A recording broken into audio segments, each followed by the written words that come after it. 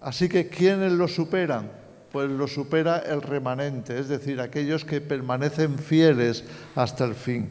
Jesús se refería a eso cuando en Mateo 24, por ejemplo, leemos que después de hablar de la gran tribulación, Jesús dice: mas el que persevere hasta el fin, este será salvo. Después de hablar de la persecución, se va a probar si has permanecido, si has resistido, si has sido fiel, si te has mantenido firme hasta el fin. Eso es el remanente. En términos generales, el remanente también es utilizado en la Escritura para darnos a entender quiénes son los auténticos, los que realmente cuentan. Así, el apóstol Pablo en Romanos 9, va a decir que aunque Israel fuera tan numeroso como la arena del mar, tan solo un remanente será salvo. En otras palabras, Jesús nos había dado este concepto: muchos son los llamados, pocos los escogidos. En otras palabras, aunque el mundo entero sea evangelizado, y estamos aquí para hacerlo, solo unos pocos serán salvos en comparación con la inmensa mayoría. ¿Por qué? Porque solo unos pocos van a escoger seguir a Cristo de todo corazón, con plena confianza y fidelidad. Así que ese concepto es bastante amplio, el concepto de remanente. Para el apóstol Pablo también, el remanente de su pueblo son aquellos que se convierten a Cristo. Sabemos que ese es el remanente en general de toda la historia. Solo los convertidos a Cristo heredan el reino de los cielos. En este contexto, por eso lo explico con estas aclaraciones, en este contexto, Pablo va a escribir la carta a los Gálatas para explicar lo que está pasando en el Espíritu. Porque hay una parte de Israel que se quiere mantener en la ley. Para que comprendamos el contexto, Dios dio a Moisés en el desierto lo que conocemos como la ley. A veces se dice la ley de Moisés, o podemos llamarlo de distintas formas, pero la ley fue dada en el desierto para dar dirección a una nación que no le conocía, a una nación que tenía mentalidad de esclavitud. ¿Cómo sabemos que tenía mentalidad de esclavitud? Porque el pueblo de Israel había pasado 430 años en Egipto, gran parte de ese tiempo siendo esclavos. La esclavitud no llegó de la noche a la mañana. La esclavitud fue algo progresivo, porque el faraón no quería que el pueblo de Israel se pudiera un día sublevar contra él. Tenía miedo del pueblo, tenía miedo de la nación. A consecuencia de ello, el faraón y la élite gobernante de Egipto pensaron que lo mejor sería esclavizar al pueblo hebreo para que eso no ocurriera, ya que eran muy fuertes, muy numerosos, más incluso que los propios egipcios. La adaptación a la esclavitud es bastante normal. En otras palabras, todos sabemos lo que significa la esclavitud en alguna forma, de una manera o de otra. A veces la esclavitud es incluso más deseable que lo demás. ¿Por qué? Porque nos metemos en la esclavitud esperando tener beneficios. Esperamos recibir recompensa. Muchas veces la esclavitud es un proceso que progresivamente se va apoderando de nuestro pensamiento y de nuestro corazón. Cuando hablamos de esclavitud estamos hablando de algo muy amplio también. Por ejemplo, un drogadicto es un esclavo, ¿o no? Ahora, ¿cómo llegó a la esclavitud? No llegó de la noche a la mañana. Se ha ido introduciendo en esa esclavitud progresivamente y convencido de que va a recibir algo bueno, de que va a estar mejor con la droga, va a estar mejor con la heroína o con la cocaína o con lo que sea. Y por eso que tiene en su corazón de que no me va a ir mal, al contrario, me va a ayudar, me va a hacer más valiente, voy a ser más atrevido, voy a tener mejores momentos, a pesar de que el mundo no me sonríe, a pesar de que las cosas me van mal, pero mira, cuando me tomo esto, me siento mejor.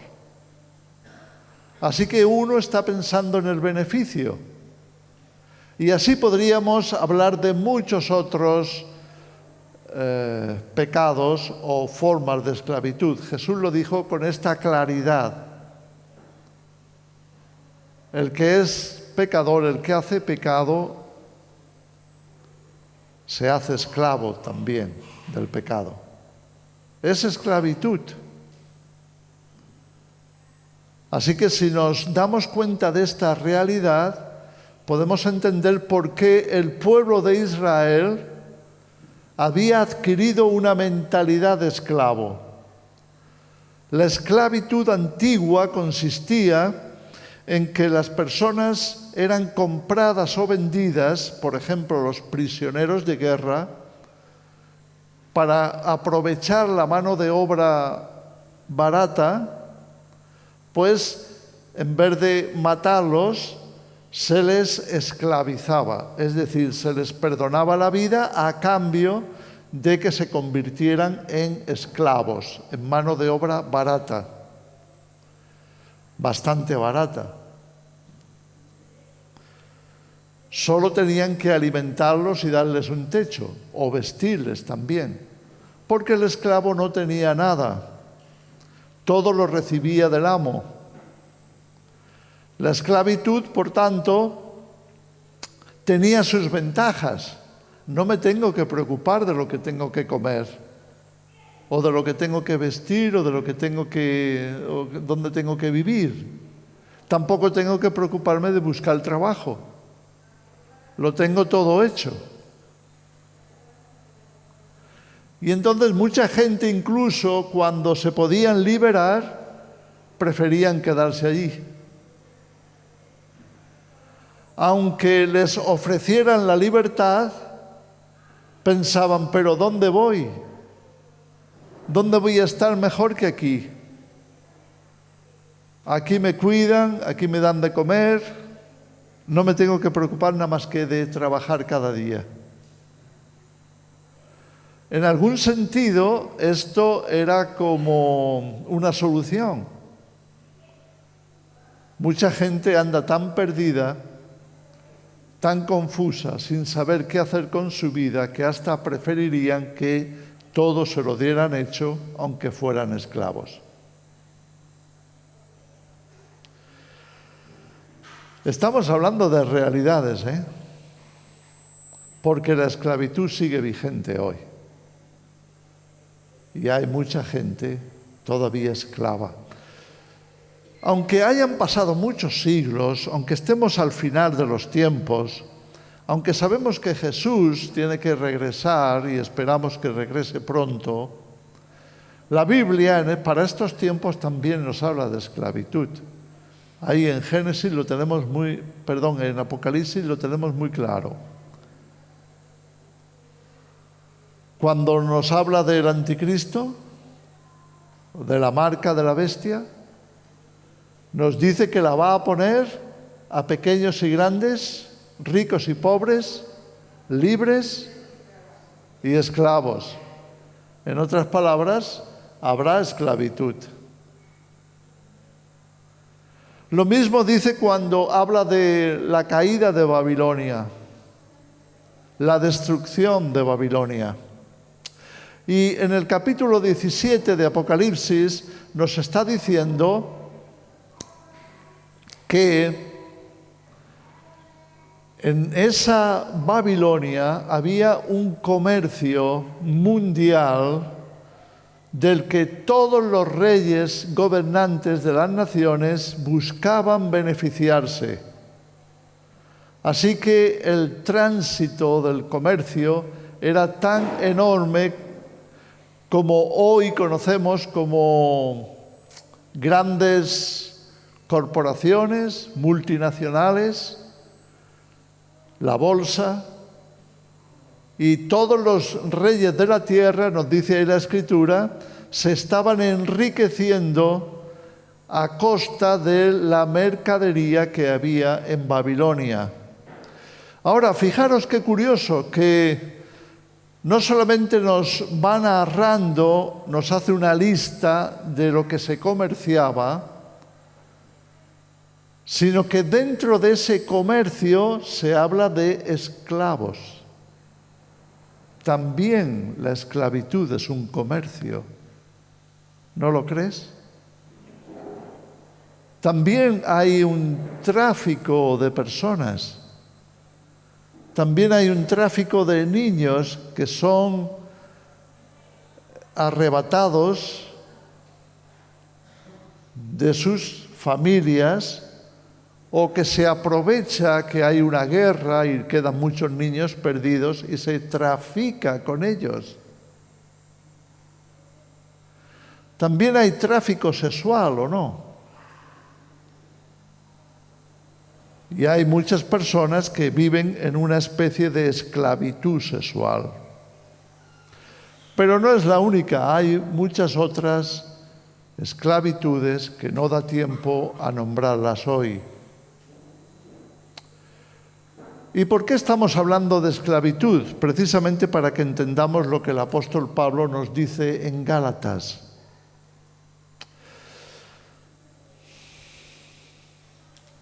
Así que si lo tienes,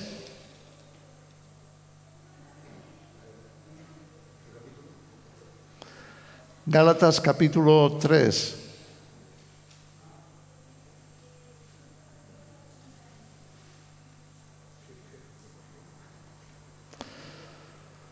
Gálatas torpes, dice esta traducción que tengo yo de la Biblia. ¿Quién los ha hechizado a ustedes ante quienes Jesucristo crucificado ha sido presentado tan claramente? Solo quiero que me respondan a esto. ¿Recibieron el Espíritu por las obras que demanda la ley o por la fe con que aceptaron el mensaje? ¿Tan torpes son? Después de haber comenzado por el Espíritu, ¿pretenden ahora perfeccionarse con esfuerzos humanos? ¿Tanto sufrir para nada? Si es que de veras fue para nada. Al darles Dios su Espíritu y hacer milagros entre ustedes, ¿lo hace por las obras que demanda la ley o por la fe con que han aceptado el mensaje? Así fue con Abraham. Le creyó a Dios y esto se le tomó en cuenta como justicia. ¿Ves que estamos entrando en un contexto ahora de la liberación del ser humano? La liberación que no podía venir por medio de la ley. No podía venir por medio de la ley porque la ley vino a causa de otros problemas. Si nos vamos al versículo 19, nos dice, entonces, ¿cuál era el propósito de la ley? Fue añadida por causa de las transgresiones hasta que viniera la descendencia a la cual se hizo la promesa. La ley dada a Moisés en el desierto, fue entregada porque había un pueblo criado en Egipto con mentalidad de esclavitud que se habían adaptado a vivir de forma carnal, siguiendo las costumbres de Egipto, sin conocer verdaderamente a Dios, viviendo según sus deseos personales, según sus instintos y no según el Espíritu Santo, no según el Espíritu de Dios. Así que no estaban en condiciones de seguir a Dios. No estaban en condiciones de hacer la voluntad de Dios. Y todos nosotros somos testigos de lo fácil que resulta vivir en la carne. Vivir en la carne significa vivo cumpliendo mis propios deseos, lo que le apetece a mi cuerpo. Pero en Egipto, en el mundo, a eso se le llama libertad. Por lo general, cada vez que quieren aprobar una nueva ley criminal, lo hacen con la publicidad, con la propaganda de libertad. ¿Libertad para qué? Libertad para pecar. Libertad para hacer cada cual lo que le dé la gana. Con tu cuerpo, con tus acciones, hasta con tu propia naturaleza.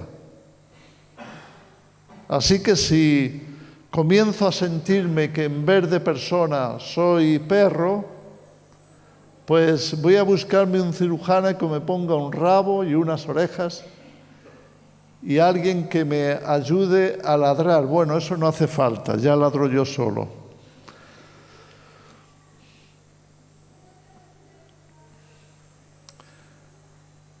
Y a eso le llaman libertad. Pero, ¿qué es la verdadera libertad?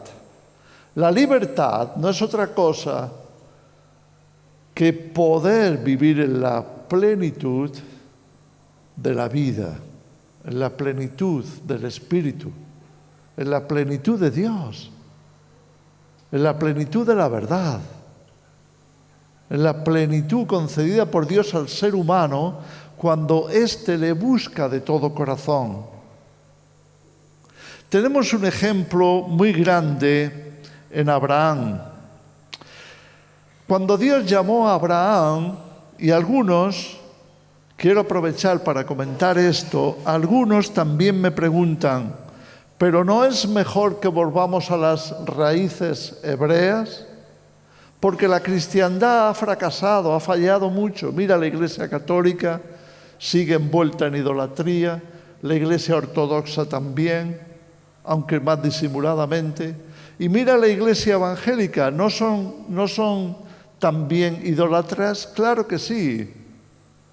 Mira a tantos de la Iglesia Evangélica que están detrás de la doctrina de la prosperidad, pensando en su codicia, en su avaricia, en tener más riquezas, en tener mejores coches, más lujosos, porque así son más bendecidos.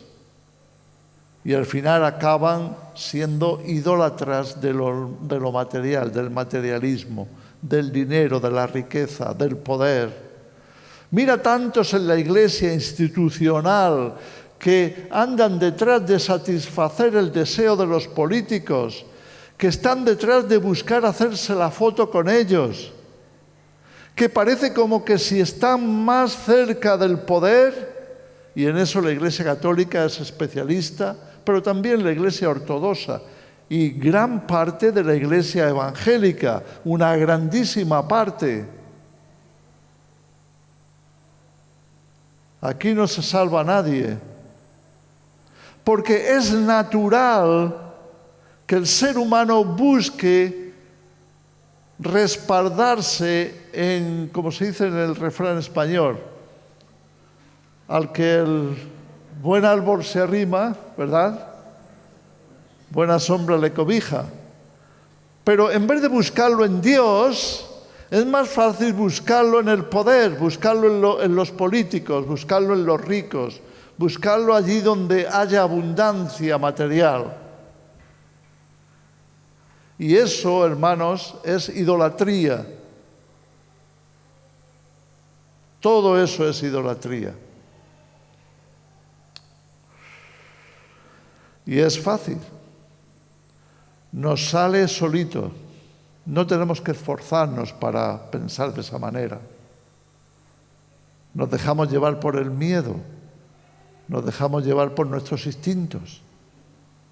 Y en vez de buscar a Dios para depositar toda nuestra confianza en Él, buscamos lo humano, los poderosos, aquellos que nos pueden dar lo que nos hará sentirnos más seguros. Abraham fue un hombre muy bendecido. Y muchos se apoyan ahí para quedarse en lo material sin pensar en cuál era la actitud de Abraham. Pero algunos me dicen, ¿por qué no volvemos a las raíces hebreas?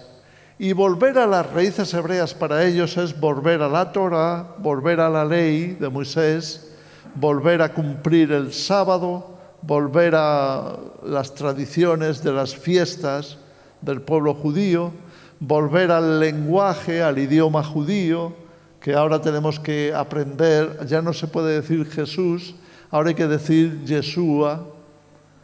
Ya no se puede decir Jesucristo, ahora hay que decir Yeshua HaMashiach, porque como es en hebreo, hay que volver a las raíces hebreas. Como si la libertad y la solución de Dios para la humanidad fuera el hebreo. Pero os dais cuenta lo fácil que es buscar cobijo en aquello que satisface nuestros sentidos, o en aquello que tiene reputación o tradición. Muchos que son fervientes católicos, una de las cosas que adoran o idolatran es la tradición. Es que, sí, pero lo que haces es contrario a la Biblia. Sí, pero está respaldado por la tradición. Es lo mismo que decían los fariseos. Le decían a Jesús, ¿por qué tus discípulos no hacen esta tradición? Y Jesús les tenía que enseñar que no se trata de tradición, sino de buscar a Dios. La libertad viene de Él, viene de la relación personal con Dios, viene de la comunión. Y esto es lo que Abraham tenía. Así que yo les digo, si quieres volver a las raíces hebreas, no te quedes en la ley, porque la época de la ley fue una época terrible. Porque la ley fue dada a causa de tanta maldad que había en el pueblo que no había forma de frenarlos. Nada más salir de Egipto, tan pronto como Moisés se fue a buscar a Dios, ¿qué piensas que el pueblo hebreo estaba haciendo? ¿Estaban orando, ayunando para buscar a Dios también? No, estaban fornicando. Estaban haciendo sus fiestas idólatras. Construyeron un ídolo de oro. Entonces es a causa de la maldad del corazón, del vicio, a causa de la falta de conocimiento de Dios, que Dios les tuvo que dar la ley. Pero si queremos las verdaderas raíces hebreas, tenemos que irnos a la relación de Dios con Abraham y de Abraham con Dios. Y Abraham no conocía la ley, conocía a Dios y hacía la voluntad de Dios. Y cumplía una ley escrita en el corazón que surge en cada uno de nosotros cuando tenemos una relación correcta, sana, espiritual con Dios. Y entonces Dios nos puede hablar, nos puede guiar. El Espíritu Santo viene a morar en nosotros y nos dice lo que está bien y lo que está mal. Y nos va mostrando el camino. Y nos da el Evangelio y nos da la Escritura del Nuevo Testamento principalmente para que veamos un modelo, el modelo de Cristo, el Hijo. Porque a la postre de lo que se trata es de pasar de esclavos a hijos. Y eso es lo que va a abundar en la carta de Pablo a los Gálatas. Ya no somos esclavos, estamos llamados a ser hijos. Pero la judaización, que está ahora muy en boga, especialmente en Latinoamérica, que están realmente disparatados en este sentido, creyéndose todo tipo de fábulas judaizantes, de que hay que volver a la ley, de que hay que volver a las raíces hebreas, hay que volver al hebreo, a hablar hebreo, a leer la Biblia en hebreo. Todas estas cosas tienen cierta reputación, como Pablo decía. Tienen reputación, pero no tienen ningún poder contra la carne, no tienen ningún poder.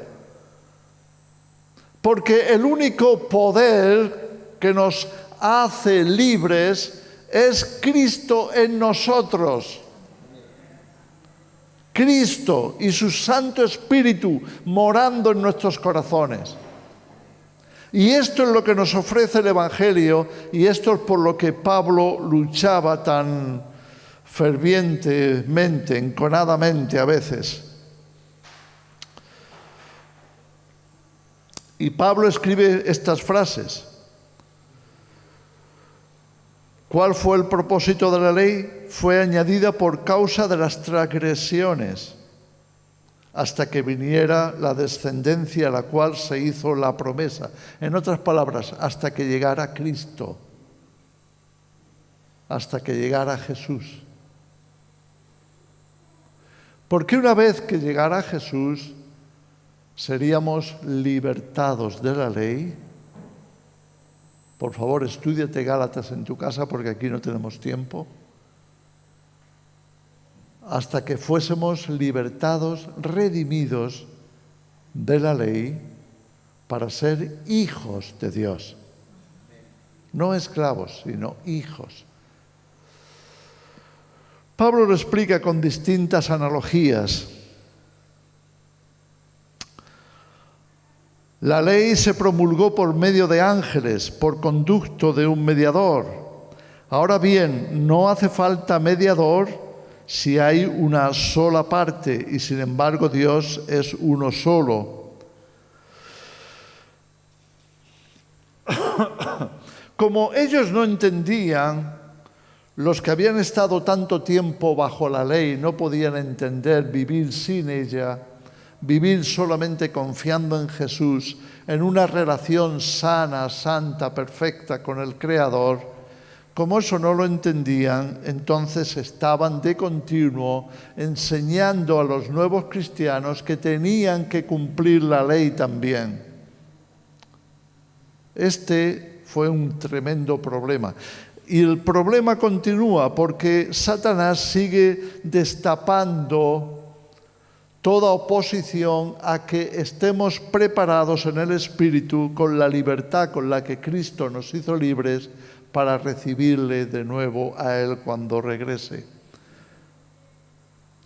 Te hacen pensar que Jesús va a venir como judío otra vez.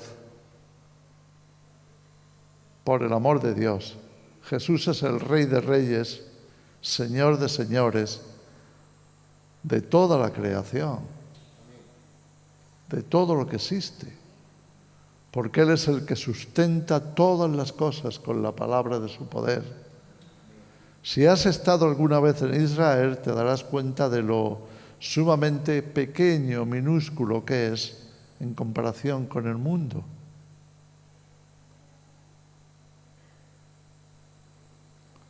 Y algunos han pensado que el futuro pasará porque Israel sea la nación más grande del mundo, pero no es así. Todo lo que existe ahora va a ser deshecho, incluido Israel. Va a ser quitado de en medio, porque Dios va a hacer nueva tierra y nuevo cielo en donde moran la justicia. Y todo lo que existe ahora, lo dice el apóstol Pedro en su primera carta, está destinado al fuego. Así que no nos agarremos a las cosas de este mundo, y eso incluye a Israel, incluye a Jerusalén, incluye todos los considerados lugares santos. Van a desaparecer, van a ser borrados del mapa.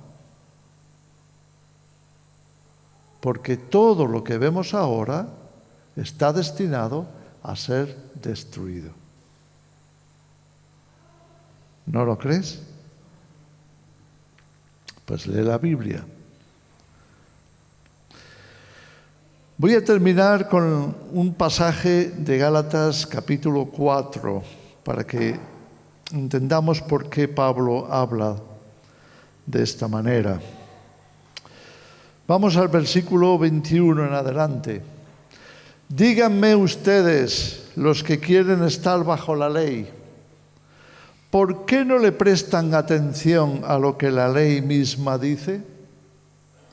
¿Acaso no está escrito que Abraham tuvo 2 hijos, uno de la esclava y otro de la libre? El de la esclava, Agar, ¿te acuerdas de Agar? Era sierva de Sara. Y como Sara era estéril y no se cumplía la promesa dada a Abraham de que le daría descendencia, entonces Sara pensó, pues ya que yo no puedo tener hijos, ¿por qué no lo tienes de mi esclava? Hablando de esclavitud. Y entonces Abraham tuvo un hijo de Agar, la esclava de Sara. ¿Cierto? A eso se refiere Pablo. El de la esclava nació por decisión humana. Una decisión humana, no la promesa. Pero el de la libre nació en cumplimiento de una promesa. ¿Vemos la diferencia? ¿Confiar en Dios o querer hacerlo tú? ¿Confianza y fe plena en Dios o tus obras?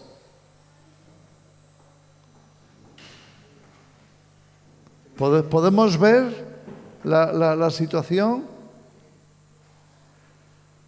Lo que más nos cuesta es confiar en Dios, hermanos, ¿o no? Y muchas veces corremos porque en vez de confiar en Dios, queremos hacerlo nosotros, ¿sí o no? Y por eso también nos metemos en tantos problemas. Nos metemos nosotros solitos. Porque en vez de esperar a que Dios obre, vamos nosotros a hacerlo.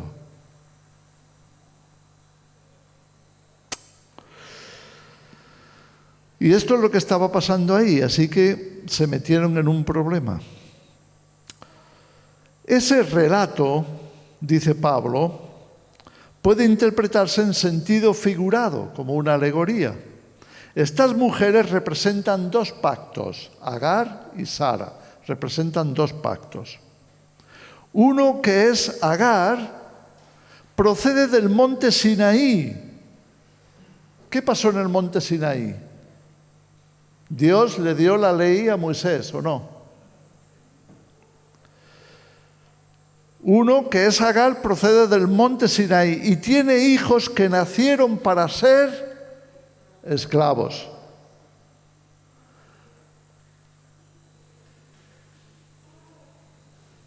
Porque nacieron de una esclava. Y todos los que andan según la ley son esclavos. ¿No les gusta esa palabra? No, nosotros somos los libres porque tenemos la ley de Dios. Perdóname, si no te ha libertado Jesús, tú eres un esclavo de esa misma ley que dices que es lo que te libera. En realidad es lo que te esclaviza.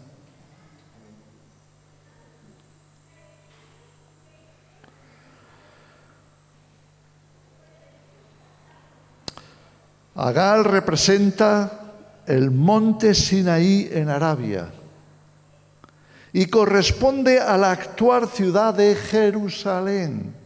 ¿Qué te parece? ¿Cómo se ve en el espíritu? No lo mires por la carne, no lo mires por la tradición, por la fama, porque está en la Biblia. No lo mires míralo en el espíritu, con los ojos abiertos, en el espíritu, para ver las cosas como Jesús las ve, como Dios las ve.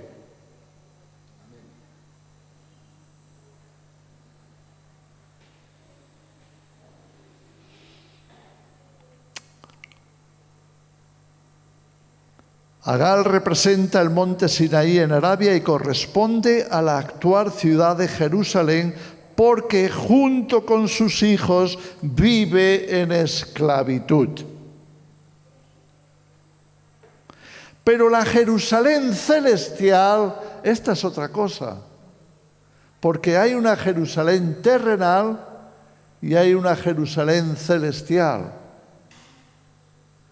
Y la Jerusalén celestial sí es libre. Somos libres en Cristo. Somos libres por su Espíritu. Pero la Jerusalén celestial es libre y esa es nuestra madre. Porque está escrito: tú, mujer estéril que nunca has dado a luz, grita de alegría. Tú que nunca tuviste dolores de parto, prorrumpe en gritos de júbilo, porque más hijos que la casada tendrá la desamparada. Y estaba hablando de la nueva Jerusalén, que no tuvo hijos hasta que Jesús no resucitó. Por eso es tan importante que entendamos la obra de Dios a través de Jesús. Ustedes, hermanos, al igual que Isaac, son hijos por la promesa. Y así como en aquel tiempo el hijo nacido por decisión humana persiguió al hijo nacido por el Espíritu, así también sucede ahora. ¿Pero qué dice la Escritura? Echa de aquí a la esclava y a su hijo. El hijo de la esclava jamás tendrá parte en la herencia con el hijo de la libre. Así que, hermanos, no somos hijos de la esclava, sino de la libre. Amén. Somos hijos de la nueva Jerusalén, la Jerusalén celestial. Es ahí hacia donde se dirigía Abraham. Por eso, en Hebreos, vamos a terminar con esta escritura. En Hebreos 11, cuando nos habla de Abraham, de Isaac y de Jacob, acuérdate que en el Antiguo Testamento Dios se presenta así: yo soy el Dios de Abraham, de Isaac y de Jacob. Y nos dice Hebreos 11 que estos tres patriarcas nunca recibieron la promesa mientras estuvieron en la tierra. Se mantuvieron siempre de paso, de camino, como extranjeros y peregrinos. ¿A dónde iban? a donde tenían puesta la mirada, en la Jerusalén celestial, en una ciudad que Dios mismo ha construido, no la mano del hombre. Léete Hebreos, por favor. Hebreos capítulo 11. Por lo cual dice: Dios no se avergüenza de llamarse Dios de ellos, porque les ha preparado una ciudad. Y te aseguro que no es la Jerusalén terrenal, es la nueva Jerusalén, la Jerusalén celestial. Amén. Hermanos, estamos llamados a ser libertados por el Evangelio, liberados por Cristo. ¿Liberados de qué? Liberados de la ley, liberados de la carnalidad,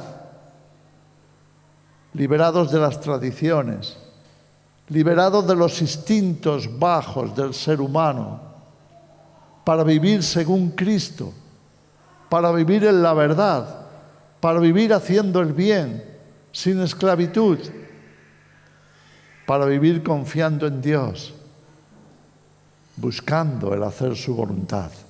Amén. ¿Podemos orar por eso? Señor, te damos las gracias por tu palabra, porque en ella encontramos tu verdad, tu luz, tu revelación. Ayúdanos, Señor, a entenderlo. Abre los ojos de nuestro entendimiento para que las cosas aquí escritas, aquí narradas, vivan en nuestro corazón. Tomen posesión de esta tierra para llevar fruto para ti. En el nombre de Jesús. Amén. Amén.